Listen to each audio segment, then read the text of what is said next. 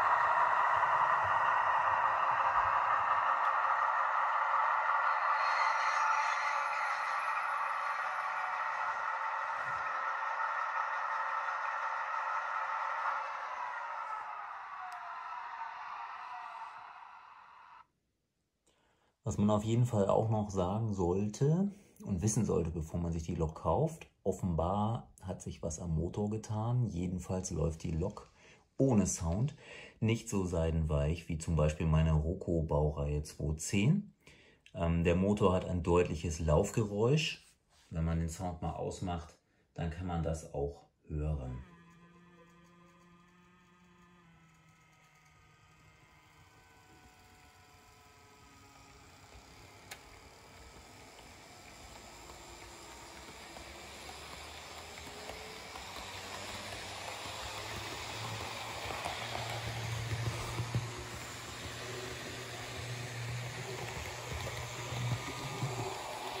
persönlich finde das Laufgeräusch des Motors jetzt noch nicht so dramatisch, wie zum Beispiel seinerzeit vor 1 oder 2 Jahren bei der Baureihe 211, 212 jeweils, XV100.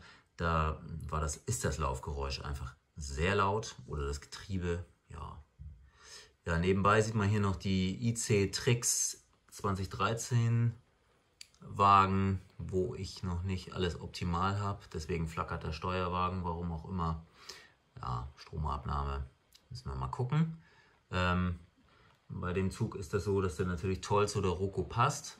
Fährt hier im Norden von Deutschland manchmal so rum, aber man muss höllisch aufpassen, in engen Radien bildet sich mit Roco Kurzkupplung zwischen der Roco 218, aber auch mit anderen Loks, zum Beispiel hier der 147.5 von Pico, eine leichte Überkupplung zwischen den beiden Puffern, also so eine Überpufferung, die verhaken sich, und es hat mir schon einmal bei der 218 hier den Puffer gezogen in einer R9-Kurve bei Roco. Da war ich etwas erstaunt. Also hier, dieser Abstand hier ist enorm eng. Ja, es hat auch schon mir einen Puffer, glaube ich, bei der 147 mal gezogen. Ja, bei der Roco 218 noch abschließend ist zu sagen, dass die Scheibenwischer zwar sehr hübsch ausschauen, aber enorm leicht abfallen.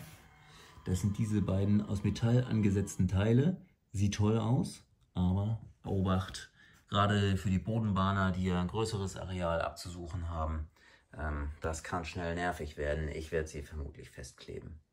Ja, ich bin insgesamt ganz zufrieden, vor allen Dingen bei dem Preis. Bezogen auf den Sound bin ich nicht zufrieden und hoffe auf Besserung von zum Beispiel Leo Sound Lab. Schauen wir mal. Viel Spaß und bis zum nächsten Mal.